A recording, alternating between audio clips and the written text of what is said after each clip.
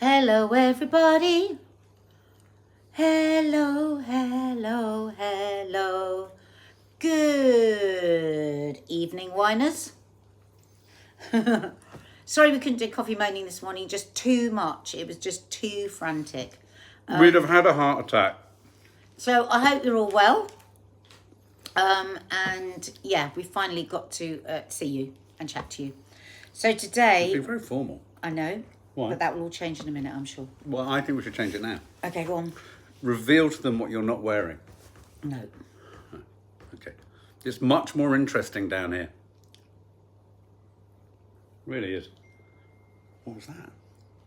Who's just made a bell go ting? Right. Before we get cracking, for those of you listening on podcast, welcome. For those of you watching, I hope you all enjoyed Green Fingered Hell. We thought we'd make it land at midday today because there wasn't a coffee moaning. And boy, the tete-a-tete between me, Nanny Di, you and Dina is very funny. What were we doing? Well, you were kind of basically taking over the patio, telling us that we'd made a mess of it, asking us why it was such a mess. Nanny Di was willing you actually to die. I mean, nice. She didn't mince her words. You'd have one. No. Yeah, your mum and my mum are incredibly similar, aren't they? Very. In that they're quite sharp to the bottom of the glass. Do you remember that? Harp, stay sharp to the bottom of the glass. You wouldn't believe it. Before this, I was like this. And then I made him. I said, "You look and like you're going to die. You need an apple and an energy bar." No, I just know to just sit back when you start to rev. I hate it when you say that. Because otherwise it turns into a fight. That's not true. We often just skip. Mark, you can't be eating another one. No, you can't eat while we're on air. No. That is horrible for people to watch. You were eating nuts a minute ago. No, but I finished. I want to be finishing my apple, but I can't. It's only very vociferous. You've got a podcast on, cannot be eating. Oh my God. It's true. Oh my It's yuck. God. People will hear you chewing. People will be hungry and jealous. So today, what are we going to be talking about? We're going to be talking about the egg crack prank. The TikTok egg crack prank. Bloody hell. I don't know if you've seen that that trend. I have. I've been watching quite a few of them, actually. Takeaway text pest, which is a really serious one, actually. And one I can't believe we haven't spoken about before, but I suppose because now it's in the news. I think we've mentioned it. We have mentioned it. Yeah. Gross habits. We were going to talk about that yesterday. This is gross Things habits. like eating when you're next to a microphone. This is, you know, what? A lot of people watch just people eating. Listen to people just eating. So weird. ABSMBR, Baba. BDSM, ASMR, isn't it? ASMR. BDSM or something like that. Yeah, and gross habits. So the idea that some of these gross habits actually might have a silver lining. Though I know that no bogey I've picked has a silver lining. Things like peeing in the shower. Things like picking your nose. Things like flicking your bogies at your partner. We'll do that right at the end in case it puts anyone off so they don't have to stay for it. What about scratching your arm? We're going to be talking about moon landing. Do you know what that is? Yeah, well, there's two things that happened on the moon this week. What? A soft landing. And a crash landing. And a crash landing, absolutely. And I also want to, right at the beginning of, we're going to talk about the really tragic story of SARA Sharif, this young child. 10-year-old, right? Who was 9. Oh, yeah, 10, who was found dead in Woking. And this is the story about, but we'll talk about that in a moment. But also there's the story breaking at the moment, the big news story that's breaking everywhere. Mind-blowing. And I don't know if you remember me saying, when the Wagner rebellion started, and then they started charging towards Moscow, everyone thought, oh my God, I mean, Putin's going to be overthrown. This is a putsch, this is a kitsch, this is all that sort of stuff. And then suddenly he diverted, didn't he, on Google Maps and went off to Belarus. And I said, it's a matter of time before he's thrown off a balcony. Because Putin will not allow him to live. It's either polonium in an Itsu sushi takeaway store in Piccadilly, or it's balconies. And poor Levinetsky, who he poisoned, and then he brought him to court and put him away for 10 years for having the damn cheek to not die. And they've just, they've just given him another 19 years with even less contact with the outside world. With in constant agony from the poisoning. Jesus. So this story isn't that Yevgeny Prigozhin fell from a balcony, but his plane has crashed, and he was one of 10 passengers on the passenger list on a jet that took off and crashed. And I think it's fair to assume that there'll be some kind of connection. So, yeah. I think it's fair probably. It seems And think of strange. all the other people on the plane too. I mean, it's just absolutely horrific. Yeah. So that news is breaking at the moment that the Wagner boss who led the uprising in Russia has died on a Russian plane crash. So that's the big news. But should we start with serious and then move through? Let's. Yeah. Also, I just realised we didn't. We should be talking a little bit about that. That's the and finally. Ah, okay. I've got an and finally. Right. Yeah. SARA Sharif. Tell me about this story. This is tragic. Just a tragic story. Does anyone know? Do you know about the SARA Sharif story? Have you been plugged into this story? It first came about a few days ago, didn't it? And it just literally beggars belief. This poor child, just the sweetest little face. Well, all children have sweet faces. Look at that little face. Just literally makes me want to cry.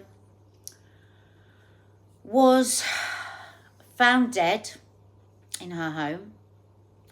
And in Woking, you will have where I've seen this story is it keeps coming up as child or teenage or infant found dead in Woking. It's the same. So her body was discovered in her home in Surrey after police were called from Pakistan by her father.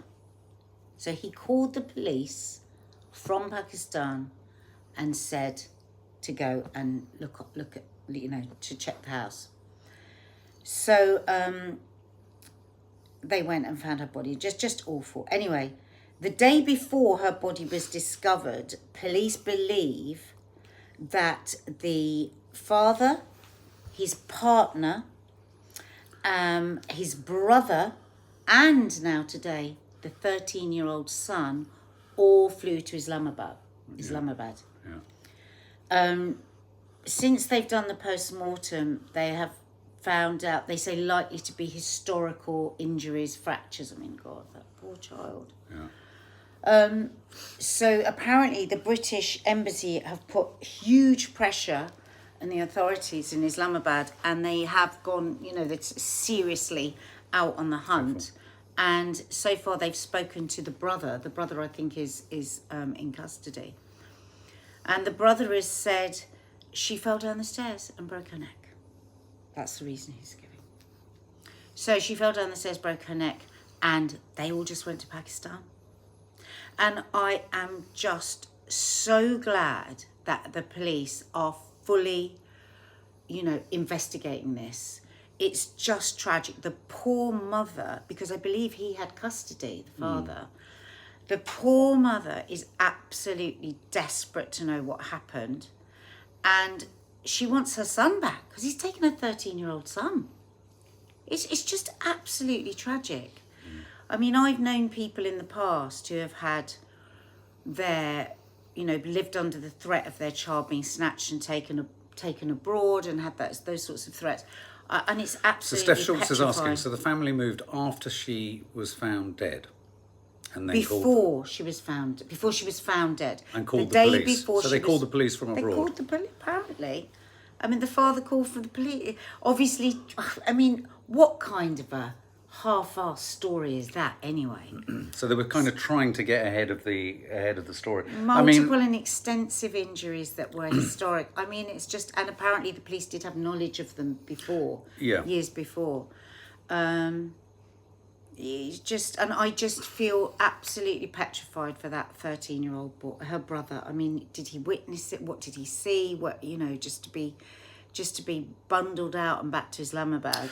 One of the side tangent kind of parts of this story that I know is bubbling around online at the moment is the fact that she was homeschooled. She'd been taken out of school, and her father had said that this was due to bullying cultural bullying, race bullying at Please, school. God, that poor child. And some of the neighbours, I think a neighbour said to the father, look, you know, it's better that she's in school and what have you. I mean, it'll be interesting to see how that floats out, because one of the genuine, obviously we homeschooled our girl, ironically, on the cusp of GCSEs. This isn't homeschool. No, though, this is isn't it? a homeschool story. No. No, but homeschooling has been mentioned in the first headline from the BBC today. So annoying. And homeschooling, this will, I think, reignite the desire or the need, because one of the issues when we were homeschooling our kids, you had constant and regular contact with the council, and they're always wanting to check and make sure that there aren't these instances where children, for whatever reasons, and they say that sometimes they are cultural or religious reasons that are given, that they're withdrawn from conventional schooling and that they sort of disappear beneath the radar. And this, I think, very much is going to become one of those. It's going to become one of the I think the homeschooling story. aspect. But again, I always feel very sorry when this is used for the decent homeschooling community that care deeply about their children, and it's awful because, like, with so many things, they'll all be tarred with that homeschooling. What I see this is almost like that she was stopped from having education. She was taken out of the system so that he couldn't be questioned, and that it's just so sad. A Frog asks, was she bullied or was she being abused at home and teachers started to notice, or both? I think it sounds like probably both. I mean, we've got no way of fully knowing. Dawny Harvey, hope you're well, Dawny. Well, the sad fact is that often children that are having really tough time at home are bullied, because they can, there's something about, people just can pick up on that. Other kids pick up on that. Well, as you say, A Frog, it could be a bit of both. Absolutely. She possibly was being bullied and this happened. Dawny Harvey, this is what gets me. So many of these poor souls have been in a system but still don't get taken into safety. If there's the historic, injuries there, there's nobody seen those injuries, and then there's nobody signed up the dots that then she's not at school, and it's just... Abby Reed, important, if you have any concerns this could happen to your child, contact Passport Office and have safeguarding protection on your child's passport. Yeah. Good tip. Yeah. It's a tragic story. And do you know what? I want to say something about this story that's a bit weird. I don't think it's been covered properly by the press. Something a bit strange about it. Something has been fumbled for me in the way in which this story has been got across. Because the severity, or the potential severity, and the potential cover-up and the ambivalence and ambiguity surrounding this death has been hidden and shrouded beneath really obscure and odd titles. And I wonder whether part of that is due to a heightened sensitivity around not being seen to be making any kind of assumptions around any kind of potential cultural issues here. Right. Do you know what I mean? I mean, because what this story hasn't presented... All you have to see is the child and not get all caught up in all of that. This is an important story because there's a lot... You would be surprised how many children do go bloody missing and out of the system, and it's really important to have this conversation. But I think also too often people might have suspicions around something not being right with a child. And we all do it, don't we? You'll have done it. You'll have seen some kids at schools that your kids have been, who just thought, something not quite right. And yet we always think we shouldn't get involved because what if we're wrong? We're probably imagining it. And I think when these stories come up, what's important, why it's one of the reasons why it's important to talk about them, because it reminds us that if you are seeing a child, on your street that just always seems a bit sad, suddenly isn't going to school, the carers look angry a lot of the time, it's enough of a reason. I just want to say, just quickly, I've seen your message, Emma, regarding it's your daughter Phoebe's birthday 7. This is probably not an appropriate place or chat. I mean, all of these films, I'm just saying this only because of the subject that we're talking about now. A lot of these chats are quite seriously sort of adult. So we will absolutely, can you make a note on your phone? It's Phoebe's 7th birthday at the end, but sometimes it's just about finding the right moment. I can see that you're worried that we haven't seen that. I've seen it. We will do it. Phoebe 7 at the end. But again, sometimes it's just about not breaking the flow of the chat for everyone. So, but that will absolutely happen at the end, sweetie. So, yeah. Sorry, I just wanted to quickly read Reese Roberts. Well, the coverage always goes back to people of colour versus the hegemonic white prioritisation of incidents. And someone else said, someone said, yes, it does. Christine Eddy, I agree. It seems that the media have avoided it. there is an odd thing about it. There's something odd about the treatment. Is it of this because story. they don't care as much? I think it might be them being, you know how there was that strange sort of reluctance to admit or suggest or state what was going on in another major case that was pivoted around a cultural sector. Yeah. And I just wonder whether actually it's actually born of some degree of respect, but it doesn't feel it's been given any prioritisation. I think it's probably more likely that she's not blonde, blue-eyed. Right, that's it. I think that's much more likely to be it without press. I'm afraid to say. Yeah. You know, I mean, this is the facts. We know this absolutely, don't we? Yeah. Okay. Well, that's just a tragic story. Moving on. Let's talk about the other serious story, which is firms urged.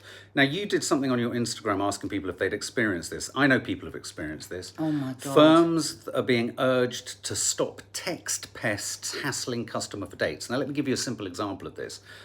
So, I mean, the most obvious is cab drivers, Uber drivers and all that kind of stuff. But the other one is food delivery people who not only get your mobile or have access to your mobile, they also have access to your address. They then have access at the front door. To your door and to who is in the house and what the nature of the house is. And if you're in a particular area, then of course, and you regularly use food delivery firms, they're going to get a real sense of what the rhythm of arrivals are and all that kind of stuff at your house. This, I think, is a real problem. A real problem that I have heard first-hand experience of really dodgy men making themselves over-familiar with people on doorsteps. What do you do about that? Firms have to hit hard, don't they?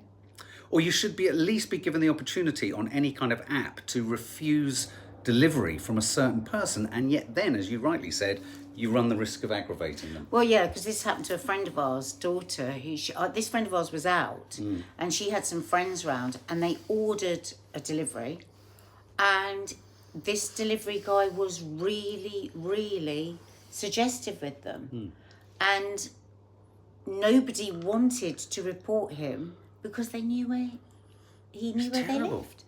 And it's so baked into their access to your data is knowledge of where you are and an ability to intimidate. It's almost like the very data they have intimidates you. It's horrendous. Into doing that. And terribly frightening. And quite a few people did message actually when I asked the question today. Just give me 1 second. Let me read this then whilst you're finding it. Creatorholic, a workman in my home started inappropriate texts to me. Oh, wow. Okay, it was bizarre and scary as he spoke to me as if he wasn't doing it. I was too scared to confront him. There was that horrendous story, wasn't there, of that woman in the press who did that. You know, he came, well, I'm not going to tell you the story because it was too scary, but anyway. All good, somebody Jessica Frost, here, thank you. Who messaged on Instagram, yes, said he would always deliver in every way. I've not ordered an delivery since. Really? Yes, and he was so persistent. This is another one. I had to make a complaint to the company he delivered for. Another person, yes, and it's actually quite scary as they know your name, number, and where you live. And there's lots more along those lines, and it's all the same. Like, nobody complains. I mean, this paper in this article in the press today was saying they're trying to urge people to make the complaints because a lot of people don't realise it is actually breaking the law. To break that data protection. Yeah, but that doesn't mean anything to a guy who's going to... The same intimidation stands if someone's delivered to you. No, but they just want people to be aware that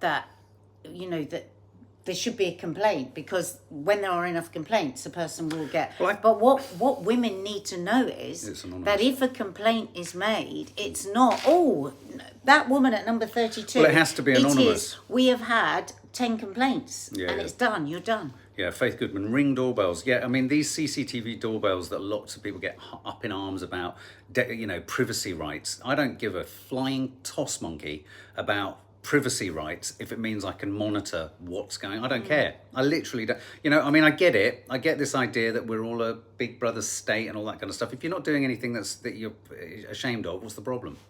I mean, really. Okay, yeah, maybe, you know, big organisations could be hoovering up your data to sell you stuff and all that kind of stuff. But I really do think that these kind of home security systems, as best as they work, are ideal for dealing with this. But it doesn't. That's a good It doesn't idea. resolve it totally. For years, I would use an old mobile number when signing up for things. So have a sort of second phone. A burner phone. What are we becoming? Have a second phone. Oh my God! I think we as women feel less safe every day. Bernice, that happened to my niece. Her photo was on her mobile, linked to WhatsApp. Not good. He searched WhatsApp and messaged her. You know what is another good tip for things like WhatsApp? I would recommend lots of young women not to have their photos on the little circle IDs on a lot of your kind of devices. Just don't. Or, you know, have an avatar or have an image, have something. I mean, I think, you know, try and avoid having your own image of yourself, because it's just hideous. But I mean, the Ring doorbell only works so far, and I don't know if anyone else has this with the Ring doorbell. Getting into it and seeing what's happening doesn't happen fast enough sometimes. You're sort of still going through the process and they're still ringing. I think there has to be a system where you order something, you see that the person you're having an issue with is coming, you send a message to this anonymous thing and you say, I want to change. They don't question anything and they take the person off the job and they hand it to someone else. I think, you know, without explanation, then there needs to be some system brought in that does that. But, you know, the same problem happens with Uber drivers. But I think also, how stern are the companies? Exactly. Do they say, we will prosecute, we will, you know, or is it's just nothing mentioned? Yeah, exactly. Is it all a bit of like, oh, well, you know, lucky night? Lip service and all that kind of stuff to it, yeah. Isn't it a shame that it's become to this, says Anne Murray? Why should we need a second phone? We have more and more technology and we feel less and less safe. Yeah, that's true. I mean, honestly. It's weird. Okay, talking of dangerous things, let's move to something that I'm going to be honest about. I think the world's gone mad if they're really worried about this. Parents warned after cracking eggs on toddlers' heads in TikTok trend. Now, before we get going on this, I am not advocating that you crack an egg on a baby's head. That is not good. Of course not. No. Especially not on the soft spot. No, absolutely. And probably any kid up to 2, 3... But this is apparently something called #EggPrank on TikTok. They've been viewed more than 670 million times, despite some egg pranks leaving young children crying or looking upset. Right, well, first of all, I've seen lots of them. I haven't seen anybody crying. The ones that made me laugh when they turn around and crack the egg back on the. But initially, most of them that I saw was like between boyfriends. So they were going, and then they would just crack the egg on the boy. They were making something, chatting away, and then they crack the egg and just put it in. Very funny. But this is about parents doing it. But yeah, then it's moved on to kids, and this is what I would say: if you have done something to your child and filmed it with the best of intentions, you thought you were going to have a bit of a giggle, and they get really upset and hurt by that, you 100% should not post it. Shouldn't post it. Yeah. Or do it. I mean, I don't think, no, but they're doing it because there's a lot of people that have had a lot of fun and the kids are giggling and then they throw the egg. But if you've done it and your child is then upset, what is wrong with you that you don't think, oh God, I've really upset my child? Who would then post it? It's like that one when they put the sheets on people and they made them disappear, and these children were traumatized, screaming, crying because they thought their dad or mum had disappeared forever.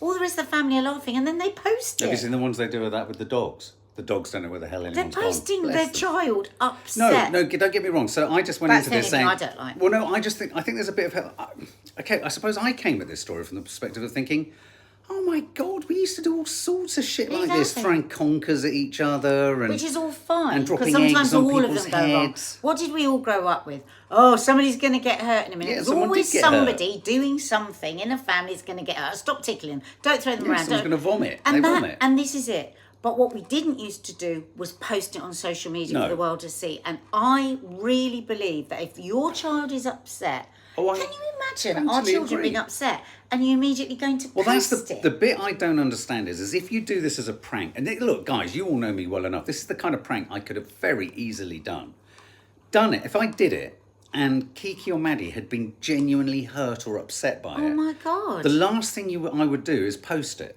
Well, of course. At all. Wouldn't occur to you. Wouldn't occur to me. then show the world. No. So that's the different thing. Your child upset and humiliated. Yeah. That is sick. Yeah. But did you never... I'm coming right off the fence on Right, that. well, I used to do sick. that. I used to do that thing to all the girls. Where you'd get an egg, and they'd be sat there, and they'd sit, and you'd go behind around the back of them, and you'd put the egg somewhere else, and then you'd go on the top of their head. It was not hard, and then you would do that with your hand over the hair, and it would feel like the egg was flowing. Yeah. And then every single time you and the girls had a tickle fight, someone would end up crying. Yeah, their and the eyes out. difference is, I knew when to stop in real life, but posting that is wrong. So the posting of it is wrong. That's the wrong bit. Here's the right bit. There's always been playfulness, which ends in tears. If there's a playful egg cracked on the head of a child, the child has a great laugh, has fun, is enjoying it, and you have to ask the kid, and the kid is all right with you at that point posting it in somewhere. I don't understand posting stuff about kids that are too young. I've never really understood that one where they throw ham and it lands on the forehead of a baby. It seems a bit... Well, it seems a bit cruel. When your children are really small and you just find them so delicious, and you just imagine everybody else is going to get the same joy as you get. And if social media had been around when our kids were small, we would have posted loads of pictures of them and everything, because it doesn't come from a bad place. Yeah. But I'm glad now that they weren't, because I think I would have regretted it. Yeah. Because what is cute to you and is cute to them, when they grow up, they just, oh my God, why did you post that? Oh my God. Dr. Megan Martin, who's a paediatric emergency medical consultant at Johns Hopkins All Children's Hospital in Florida, said, "We're literally smacking salmonella on their foreheads. It's harder to get a toddler to drink fluids when they've got a stomach bug or food poisoning, and so they're more likely to end up in the hospital for IV fluids." Suddenly something that felt a bit silly. Hang on a minute. Not one single film have I seen the egg on the head. They crack it and then they put it into a cake. Right. They're not cracking the egg onto their head. Every single one I've seen, they crack and then they just stand and make the scrambled egg, and the kid's going, oh, what happened? Amanda Mathers, who's a paediatric occupational therapist, she tried this. She tried the prank herself, and she said it was really hard to crack that egg on my head and my fully developed skull. I almost felt like a shock of like tears behind my eyes, just like trying to slam that egg into my head. Now, I am not proud of this at all, but me and Perry Radford, and in fact it was Perry who did it, dropped eggs off balconies when we were kids. And I remember him hitting, one landed on, it wasn't that high, but it hurt. It does hurt. Eggs hurt. So be careful, kids. Otherwise you'll get egg on your face. But there's always been, now stop it now, it's all going to end in tears. It's all going to end in tears. It's just we didn't used to post. On which topic, let's talk about picking your nose and chewing your toes. Pick it, roll it, flick it. What was that? What's your most disgusting habit? Tell us your grossest habit. Look, by the way, the vast majority of you, 80% say, yes, the egg prank should be banned. You're right. I think there's a danger with something like the egg prank, finally, on this, of it becoming like... It's so expensive, Louise. Well, they are, yeah. They're so expensive. It does run the risk of becoming like the slap thing, where it becomes out of hand and it just becomes a sort of form of bullying, doesn't it? See, I was watching them right at the beginning when it was all very nice, but it's probably got completely out of hand by now. Yeah, spark of joy coming, womb transplant, we're getting there. Bogies, what's your dirtiest, grossest habit, Nat? I think leaving my contact lenses when I take them out anywhere. I flick them. I do tend to flick them. Do you flick them? Sometimes. Especially if I'm lying on the sofa and I can't. Yeah. It's funny because the other day I did a proper hoover where I moved the sofas and everything and hoovered on the sofa, and there was so many of my dried up contact lenses because I've got disposable. I did a press up the other day, and as my face, it was one of those press ups where you had to go chest onto floor, arms off, and as I turned round, I felt something on my cheek, and it was a contact lens. And your chewing gum. That's a terrible one. And can I do a couple of yours? Of course you can. Your obsession, absolute obsession with leaving that horrific wash bag out. I put it away every day. You always put it on the side. It's covered in toothpaste on the outside. Like if anyone just popped in and used the loo, it's so embarrassing. It's always there. And I never say anything. I just keep putting it away, but no. Because if I say to you, could you just put that under there? You'd go, oh, for God's sake. Fair dues. Okay. That's one. Fair cop. Another one Yeah. is that half the sitting room is a sweat bank for your Joe Wicks. Let's face it. We share the sitting room with Joe Wicks. But guess what? I made a decision the other day that it's going to happen in the utility room. I know, and now I've stubbed my toe 3 times because you've left those weights right in front of the fucking washing machine, and I'm like, oh my God. Hang on. Now he's in my laundry room. We were talking about gross habits. This has now become a license for you to just run at me. Mark, you cannot take the laundry room for you and Joe. You cannot. Oh, You've got to find somewhere else. Okay. Or gross habits. Or pile up your weights afterwards. Good point. Yeah, that's fair enough. Fair enough. And hang up your empty. hang Maybe up wash your the wash mat. bag. Very good point. Look, the wash bag shouldn't be out. Why is the wash bag out in the downstairs Your chewing gum is everywhere. I am bad. Everywhere. You stick it. You don't even have a... No, you know I saw why? Kizzy Erskine the other day, did it? She was in somewhere, she just stuck it no, under the thing is, I always believe I'm going to chew it again. That's why I don't throw it away. I know you're I'm never come going to back chew it for again. it. And then I forget I've put it somewhere for me to come back to. Okay.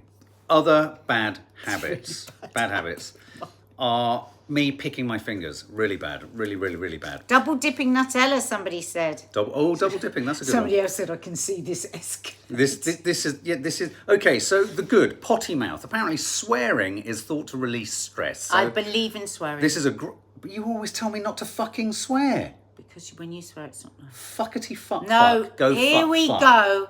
Stop it. Mark, don't. It's so annoying. Pants. I'm not talking to you. Dr. Lee, that's not our Lee, is it? Says, funnily enough, psychologists believe that swearing is good for us. It's a way of releasing bottled up emotion. So there you go. I love a good swear. Chewing on gum for 20 minutes after meals has been proven to reduce dental plaque. Da-da-da! That's what it's best to save it so that you can chew it after. You know, in Sweden, why do they do everything well in Sweden? All children are given chewing gum after lunch. Fantastic. It is with, what's the thing in it? As long as it doesn't have sugar in it. Obviously, if it has sugar in it, it's not the sugar one. It's got the... sugar-free. Who can tell me what it is? There's a special thing in it, a special kind of chewing gum, and it reduces decay. Ketamine? No, not ketamine. No? Okay. Squeaky... Xylylite, yeah, that's it. Xylitine, yeah. Squeaky clean. Unless you're doing regular sweaty workouts, you probably don't need to shower more than once every 2 to 3 days. Each time we shower, we're stripping the natural oils which protect the skin. They say the same for shampooing your hair. If you shampoo your hair too often, it dries out, causing your hair to break off. Having a wee in the shower. Do you ever have a wee in the shower? Be honest. Well, it's not a regular thing, but I've definitely had a wee in the shower. Don't give me that. You go for a wee in the shower. I just said, not regularly, but I have weed in the... Are you telling me you regularly wee in the shower? No, I don't. You know yes, what? You no, are. I'm telling you something straight. I have a real Here hostility we go. towards... Here we go. Hang on. Pack of lies coming up. I have total hostility to people who do anything else down a shower hole that shouldn't go down a shower. I was at college with a guy called Christian. No, don't tell who this story. shat in the shower and forced it down with his toes. Right, you're on your own now. No. It was a gross habit. It was too much. Why did you tell that? Because I am still in trauma. Well, now you've given everyone else your trauma. This is called trauma dumping. Francesca Bastos. What? Oh my God, I feel sick. So having a wee in the shower is bad. Urine is usually sterile, so you can't pass on an infection unless you have one. Most people with a urinary tract infection are very symptomatic and know all about it. Urine does smell, and if you want to be in the shower, you will need to give it a very good clean afterwards.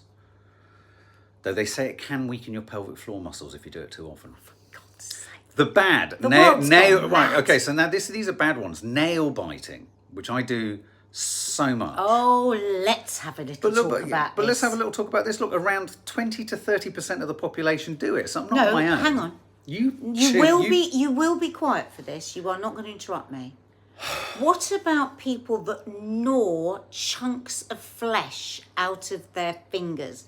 Because that's what you do.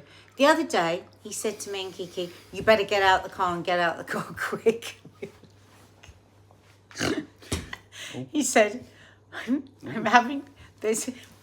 This is going to involve... This is going to involve scissors and a lot of blood. No, and flesh. And flesh. And a lot of flesh. And a lot of blood. Because he was pouring, the blood was pouring from where he'd bitten into his finger, and we needed to clean. He performed an operation with an unsanitized I had pair of an incredibly long flap of skin that needed to be cut off. Oh, God. Mark, you're what? saying This is we're with friends. That's flap of skin, shit down the shower. Hang on. What kind of an outfit is this? Hang on. You need iron supplements. She who Anne hath says you not need iron sinned supplements. cast the first heel.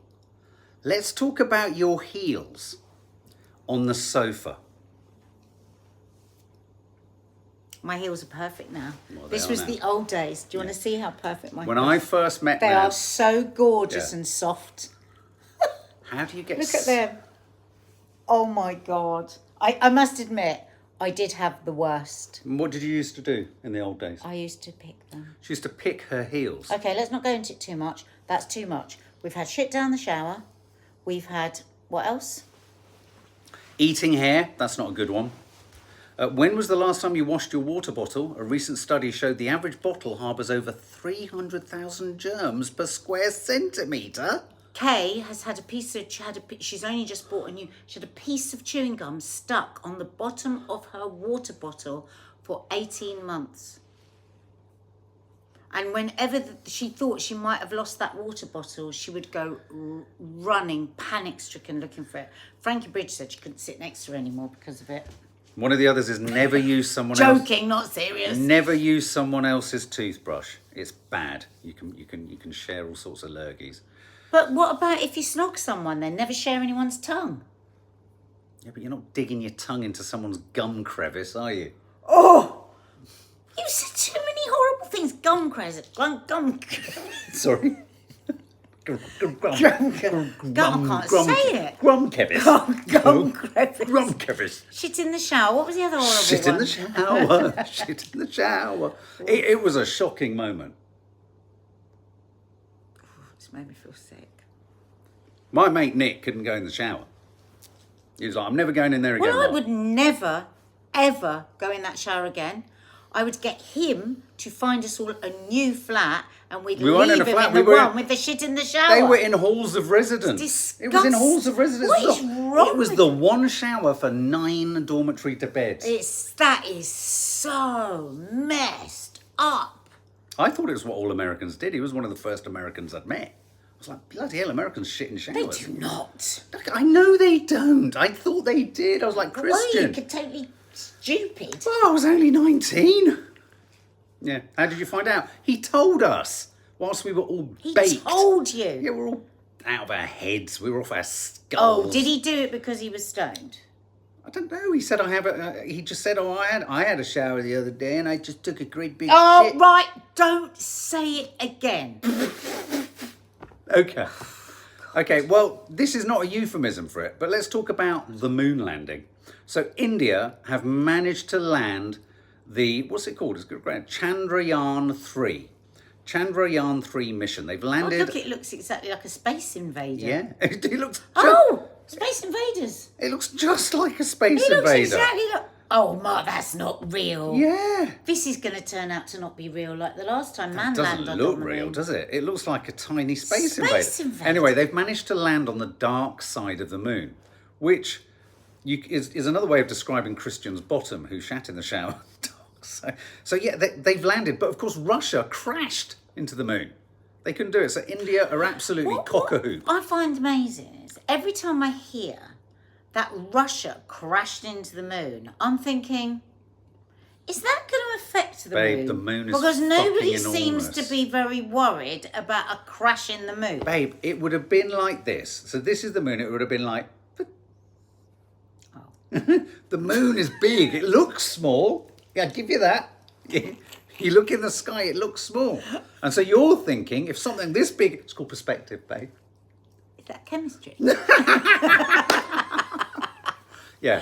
So, yeah. So anyway, so why are they there? That's the big question. What are they going to do there? I imagine they all cheered and jumped up and down with joy because it landed. That's cost us how many bloody billion, and how many people are starving. But wow, we touched the moon. No, but quite seriously, I think they're all sat there going, I wish we could just leave the moon what the fuck alone. do we do now? I wish we could just leave the moon alone. Stop trying to fly there. Stop trying to do anything. We are not in a fit state globally to spend the amount of money we spend trying to find the moon. Not trying No, to we know where the moon is. Trying to go We to found the moon. We found the moon.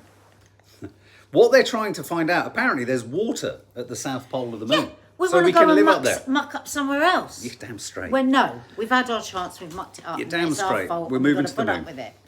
But yeah, I don't know. I find it really exciting, all that kind of stuff, but utterly pointless. And finally, UK's first womb transplant recipient is over the moon after from her sister. It's donated by her sister. Oh my God. Which they're saying the Very operation was long operation, 17 hours. Oh, was it 17? I thought it was 7.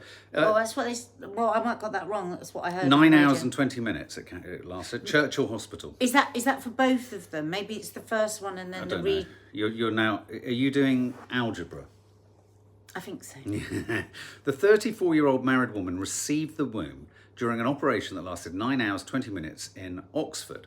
Her sister, 40, had completed her own family by giving birth to 2 children and was willing to donate her womb. Oh my God. So did she, how long was her operation? Oh, I don't know. Why are you getting obsessed with the cumulative total here? What is the aggregate total of operation time? Because actually, having worked for years on City Hospital and in the kidney transplant ward, I always found it very interesting. 17 hours, Leslie, yes. How much worse it was, the operation for the person it donating. coming out. Oh, that's interesting. Yeah, and like the person that was receiving it, or which way, the other way around.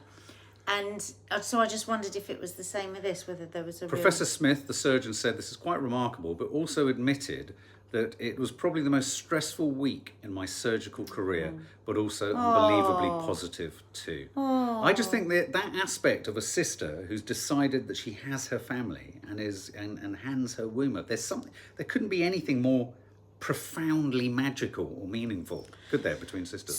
So when they say it's success, will they only know this once she's carried a baby full term, or is it now the same as if she was born with that? You're asking the killer questions that were all the questions I was asking, and by the end of the article, none of them were answered. Because I'm guessing the success is that blood has been seen flowing into it. It's living. It's assimilating into her body. Of course, the big test is going to be... so it will be now IVF. She will now have IVF. Yeah. Wow. Wow. So the transplant is expected to last for a maximum of 5 years before the womb is then removed. Removed? So it's literally popped in for a period of time. Why is it removed? I don't know. Maybe because it's just there to serve a short-term purpose, right? It's a bit extreme to then remove it. Wow. It's quite something, isn't it? There you go. So... Wow. We are singing a happy birthday to Phoebe. Happy birthday to you. Happy birthday to you. Happy birthday, dear Phoebe, who's 7. Happy birthday to you. Oh, that was fun. There was a lot in there that was quite food for thought, really, don't you think? No, not really. Are you going to go and have a shower tonight? Mark, now that is annoying. If you are in there for a long... Why do you have to end it like that? No, but the funny thing is that when someone's in the shower and you hear them starting Shut you hear the second stream.